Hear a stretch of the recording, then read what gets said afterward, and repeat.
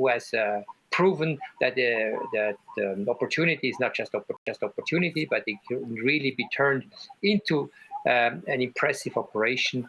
And Stefan, you can tell your story yourself, and then maybe you can put it also in context. What does it mean for Russia Organic? So for this, remembering the stories, indeed 30 years ago, when we went together to some farms and tried to establish something with organic agriculture in Russia. This was in 1990 or 1991.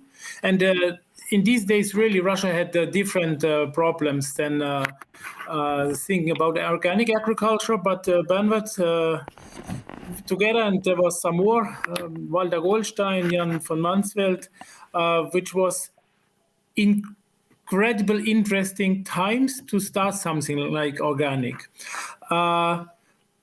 You mentioned the export opportunities we had with the buckwheat and then with millet.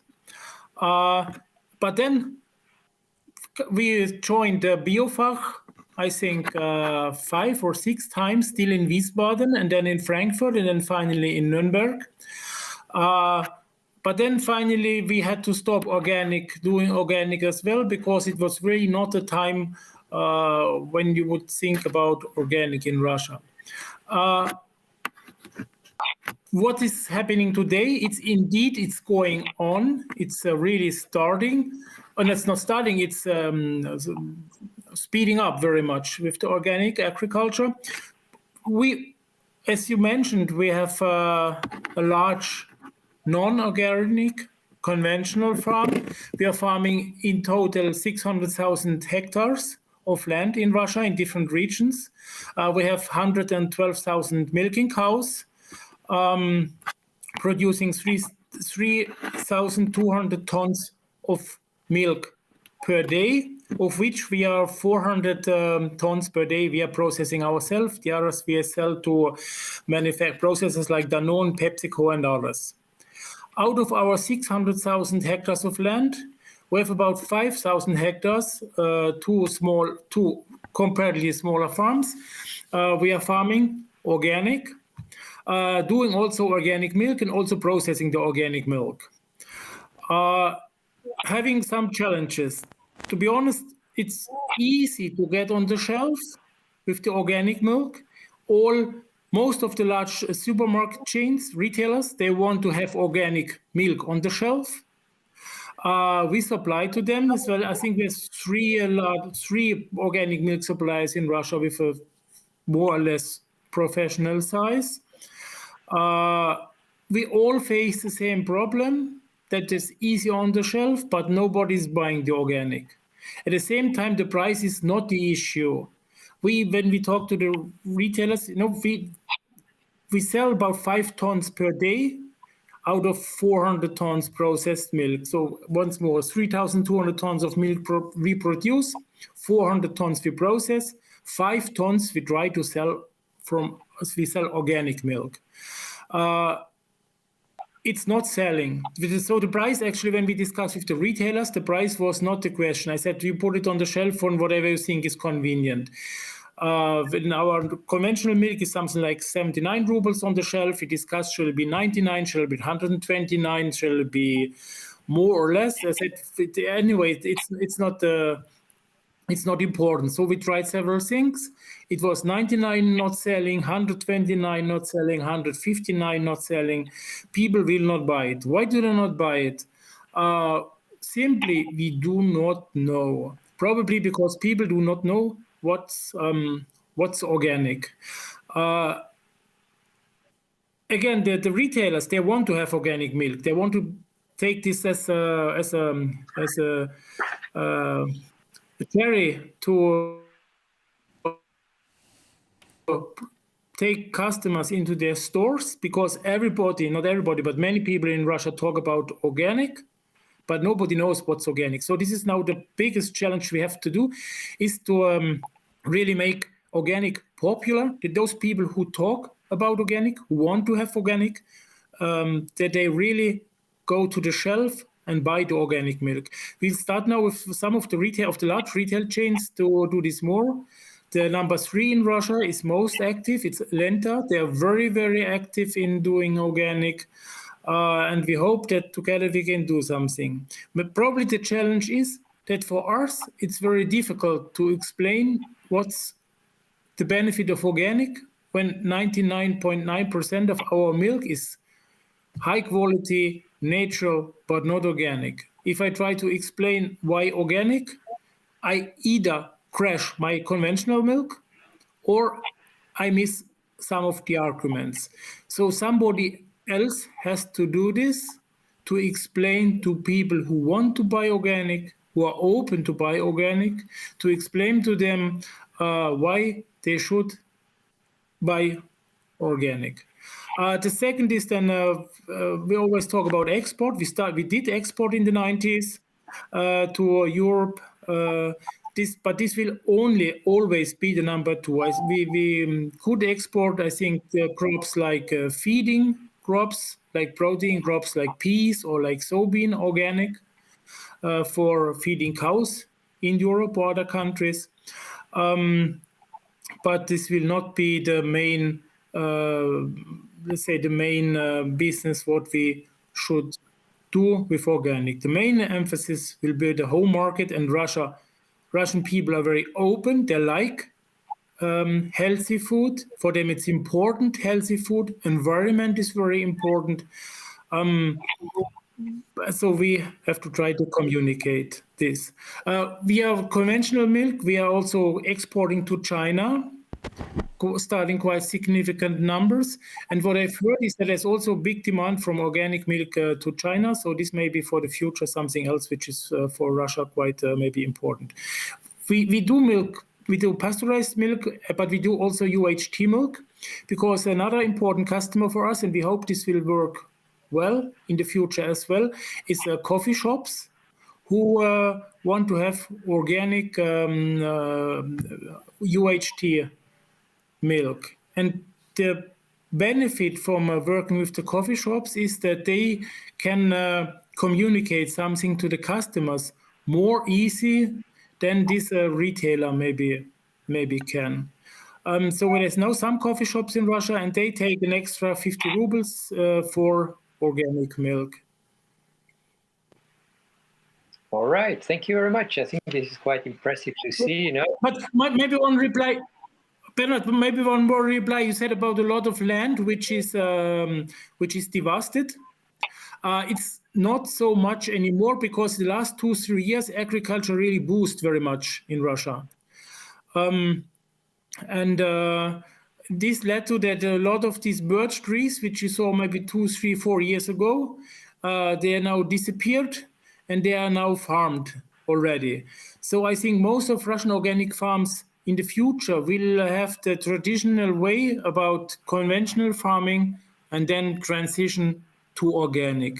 I think the approach which we had several years ago, just to take land which was not farmed for 10 years, and then to take away the birch trees and then to do organic, I think this will be a history. Most of the land now is farmed, and we have to transfer conventional land to organic. Okay, also a nice remark. Thank you very much, Stefan. Quite an insight, actually. You were from operations also going to the markets, which was exactly my questions before. So where do the markets lie? What are the not only the opportunities in terms of land, in terms of a big country, but where are the opportunities where you can sell product? So you emphasize that the term organic is not so much, let's say, occupied yet, that's not so much known yet. And here I would like to ask Ilya, because the association makes lead on promotion, on informing people, how do you perceive that? Would you confirm what Stefan is saying, that people don't know what is organic and that they need to be convinced that, or not only convinced, because you said that they like actually environmental issues, that they like actually healthy issues, so that there is a demand in principle, but they don't recognize the demand in organic. What would you say, Ilya? The thing is that our story is a little bit different from, not little bit, but different from Stefan's in terms of the thing is that our company started to produce from the beginning only organic products. So we do not deal with conventional products at all.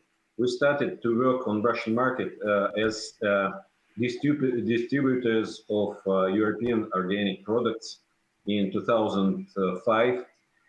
And after crisis in 2008, we understood that without producing our own Russian organic products, the idea of distributing only European products is really very risky because of jumping ruble against euro, and so it was really impossible to going with the same sales.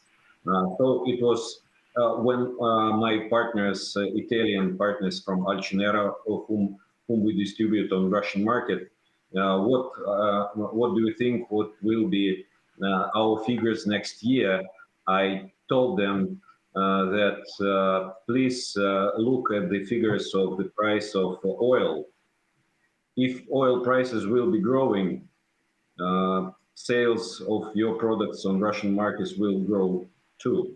If it will drop, then it will drop as well. So because of that, we started to we started to grow our own organic crops, and from the beginning it was organic.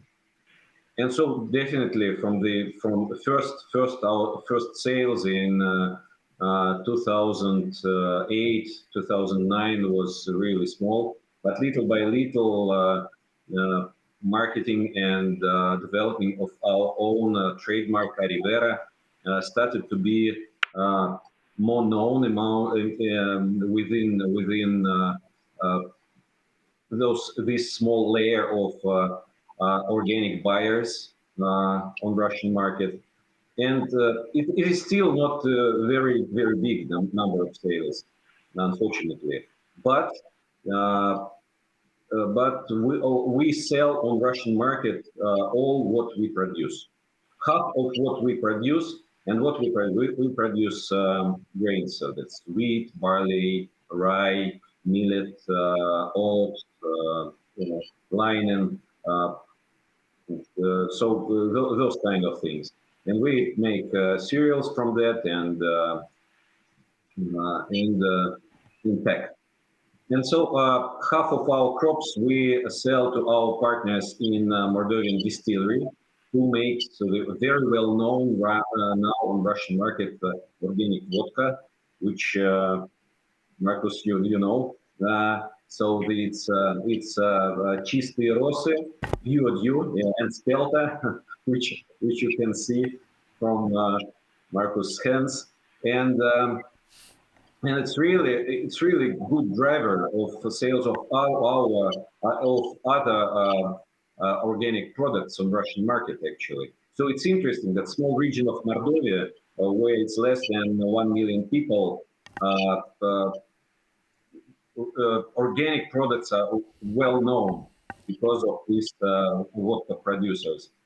And so the half of our crops we sell as cereals. And with milk, yes, it's different story. So I cannot tell much more than than Stefan told you, because it's not known market for me. We started to process our milk. We also have cows. It's only 250 milking cows. So we produce only 4 tons plus every day, and we could not actually sell it as organic milk because logistics and small production. And now we have opened our small cheesing production. We're going to process our milk into cheese. So we hope that this project will be successful. And so we're not going to sell raw milk actually. And so those differences from Stefan's story, that we we produce only organic and we only started with milk production. But what we produce, we still sell on Russian market only. But there are also many producers of organic raw material who do not process on Russian market and do not sell on Russian market. They sell all their crops to Europe or other markets as raw materials. And that's mostly big producers who seeds, for example, 10,000 hectares or more of organic land, and they sell mostly as raw material. So they're different companies, and they have their different ways of development, and so pretty much I have answered your question probably. Okay, yes, of course you did. Thank you very much, Ilya. Let me go a step further now. You know, Bernhard, you said actually, okay, after the inputs, you would do a reflection and put that together. We say not outside of you, but observe of you, like in a, let's say from 30,000 feet above ground, that you can observe the whole situation and do some reflection about it. Yeah, well, I would like actually to pick up two things. One is Stefan explained that the problem is the products have to move on the shelf. People want it, but they're not buying it, and price is not the matter. What I sensed last visit was about 2.5 years ago. I was at this fair and I was at a panel, a high-level panel. I think the deputy minister was there, about 9 people speaking. The room was packed, few hundred people, over capacity, and there was a lot of tension in the room. There was a lot of anger of the people who were aware what organic is, who were going for organic, but they had big problems with, let's say, trusting in the organic. You had the regulation, but the big question was, who is certifying? Is it the private sector? Is it, so to say, jet set inspectors coming from Europe? We don't have really the structure, the capacities, the educated inspectors to deal with this, especially if there would be the boom coming in Russia now and it would expand more rapidly. And can you really trust? So I sensed from the reactions, which were really, I mean, people were really fierce about this, and the question was, should there be a state control? Should this be all state regulated, like it is the case in Denmark, where it's very well accepted and working well? But in Russia, I had the feeling people would not trust a state-controlled organic certification program as such. I don't know, Stefan, I know there has been work on this, and also Ilya, if that would be interesting to learn. Are you able to overcome this a bit? Is this now all in place? Are you still struggling on that side to give the organic guarantee, which was so instrumental to develop in the markets?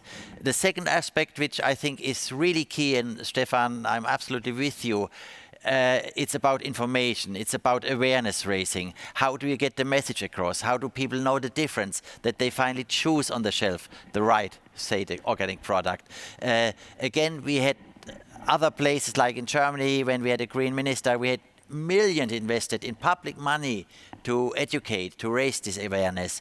I think this is something that would be needed in Russia, and my question would be to our Russian guests, is there something that is happening, or is there something that is expecting, respectively? Are you working on getting public support? Because you can't do this alone, not as entrepreneur, not the organic farmers. This is a role of public.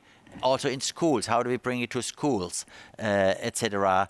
And maybe to connect it to this question, as I talked about public, is there any move that you tap the potential, where we just had a session here at the Anuga forum, in public procurement, in public kitchen, in public cooking? Because I know this is in Russia very well developed. People are used to eat main meals outside of home. So sorry, that's actually quite a package, but this is my reflection at this point.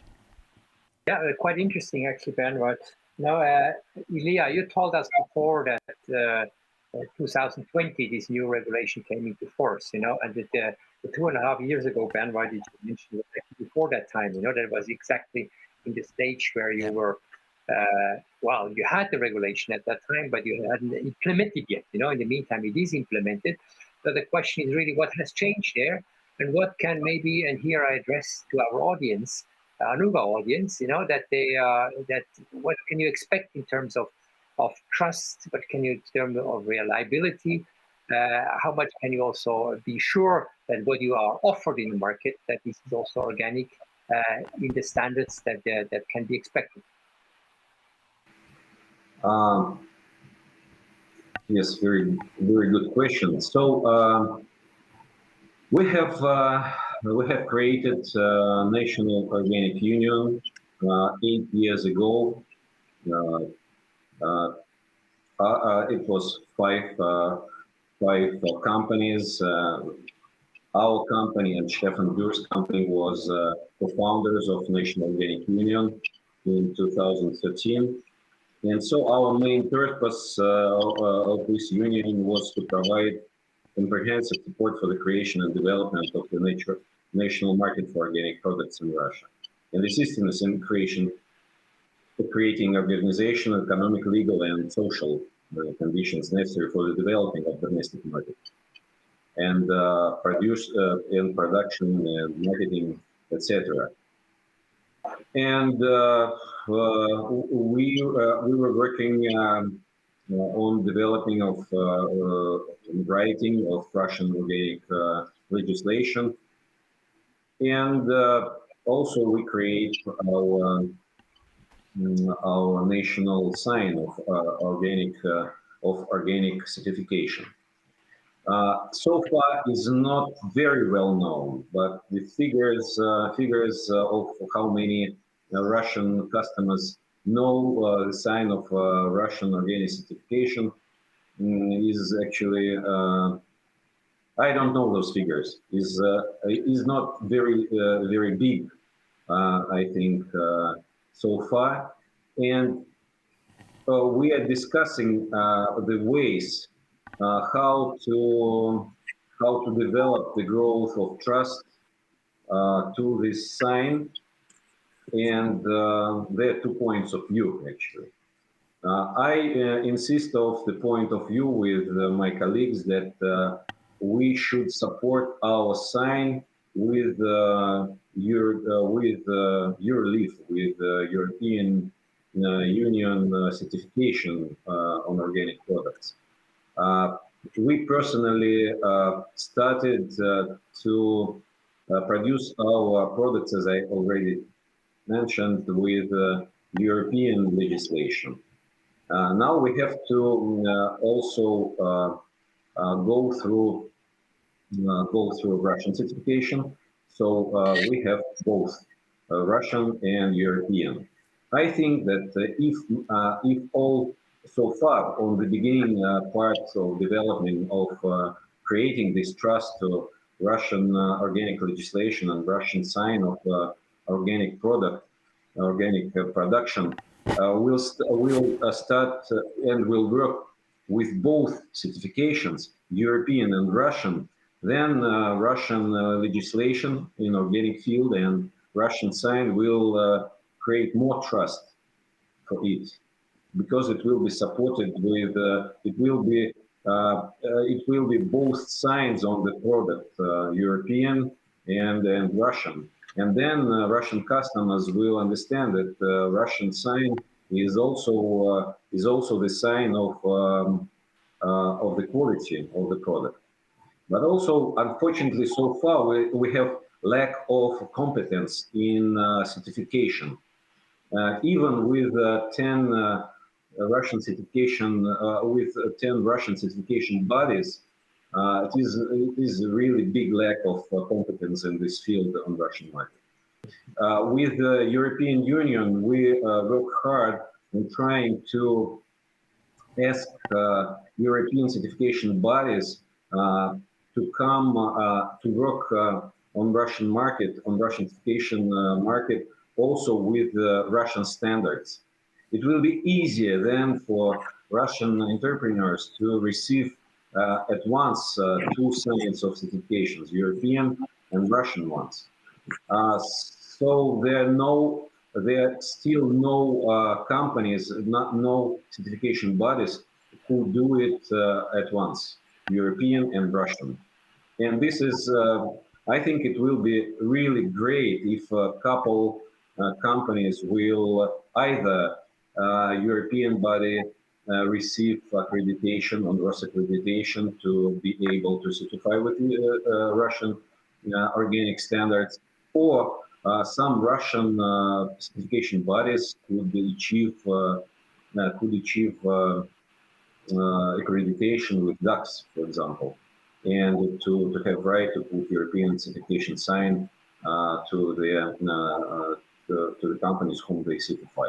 So this, I think, will be should be the way to create trust for Russian organic products on Russian market. So far, we have thin layers of layer of Russian customers who already know what the European organic certification is and who trust it.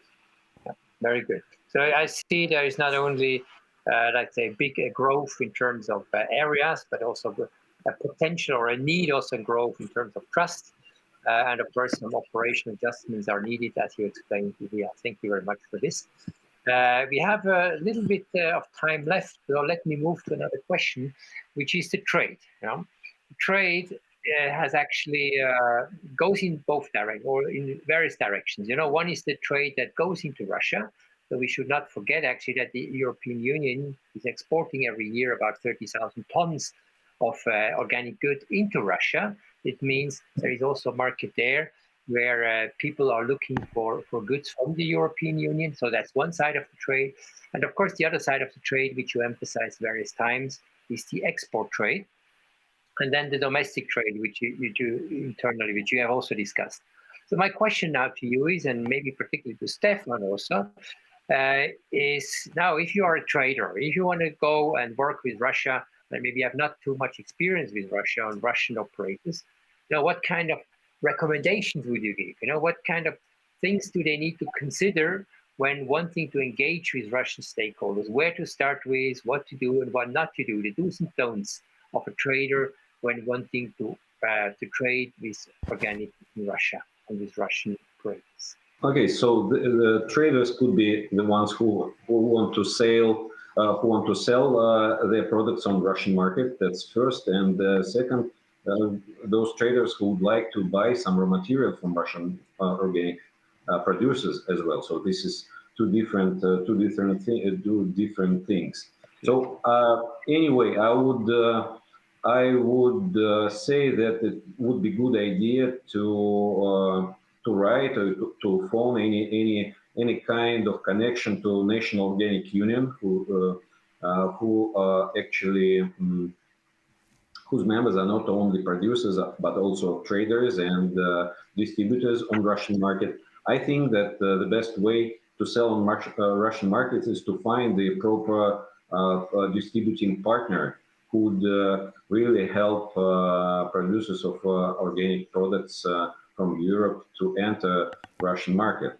And there are some organic distributors who work on Russian markets successfully, not with big sales though, because so far your organic products are really from premium sector on Russian market.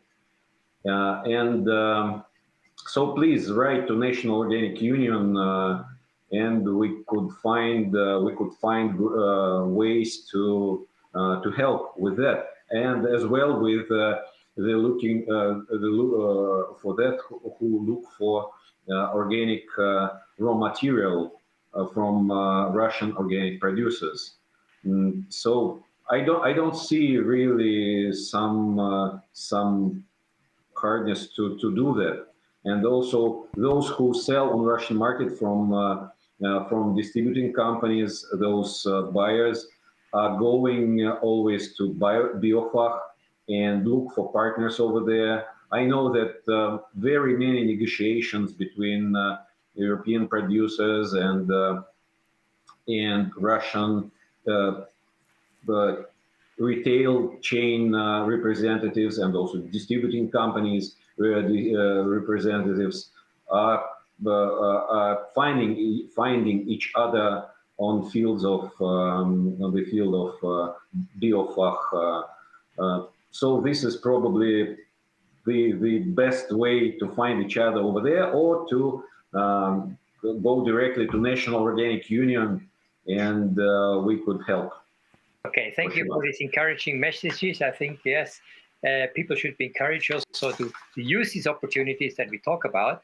So now I see that time is quite advanced, and I would like to come back actually to Stefan. I hope that the connection has improved in the meantime. And I would like to open the final rounds of let's say, final remark, So if you could make a very short final message to say, okay, wrap up and keep it, let's see, to below a minute, that would be quite nice, so that we are also in time and that we conclude this session in a very good way. Stefan, would you like to maybe build on what you have said before? Unfortunately, you were swallowed. But I heard that you had like a very good and very important messages to make. Maybe you build on that one. Can you hear me now? Yes. Okay. Yes, now we can hear you very well. For Russia, for the fast-growing Russian organic movement or farming, the main market is the home market, is Russia. But there we still have the most important thing is, I think, not the trust, the biggest challenge, but it's really the communication to the consumers, how to explain what is really organic, and there's a lot of work to do. And there also there's a big a lot of work has to be done by the retailers, but also by there can be a lot of help from foreign companies who are more experienced how to communicate this. So to bring products then on the market, I think it would help. It was a very poor example is when still like Globus, they still mix on one shelf. They do have the organic milk, not on the milk shelf, but they have it on a shelf which is vegan, farmers, and organic, which is three different things. And where's the communication? If you do vegan, at the same kind as organic, it's different things. The second, after the home market, it's export markets, which will be like feed or something, and we see a big opportunities also for exporting to China. To China. Yeah, thank you, Stefan. I see the time is we're running out of time, so let me come to the last messages of Ilya, and then the final word is Bernhard. So Ilya, can you make a last message, quick one, 30 seconds?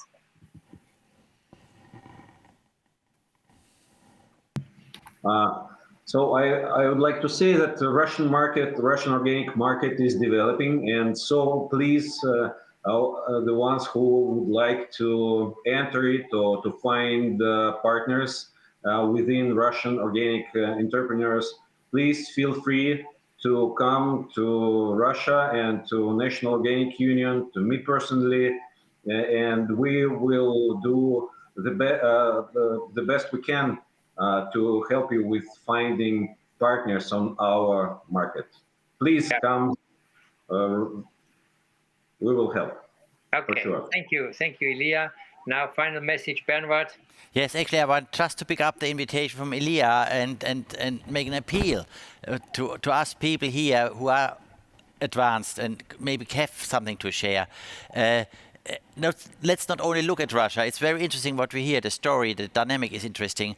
But let's do much more cooperation. Let's engage. I'm myself a communicator in film and writing for decades. There's indeed, as Stefan said, a lot that can be shared. And this is a great way because it's peace building. If people work together, we have the same dreams, we share the same goals. If we develop the organic market and the huge potential in Russia. And from my experience, it's such a great place to go. It's such great people. The spirit is there, and so yes, I just pick up the invitation and turn it on to whoever may listen to this, and we'll do that in the future.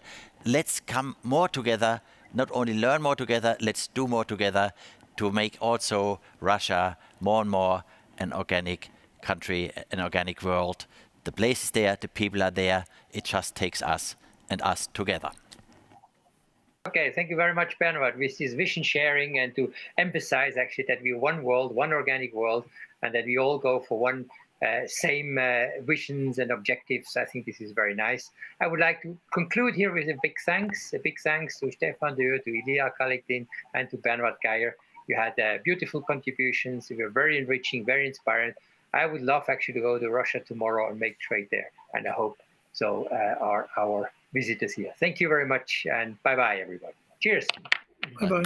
Bye-bye. Thank you very much. Thank you. Bye-bye.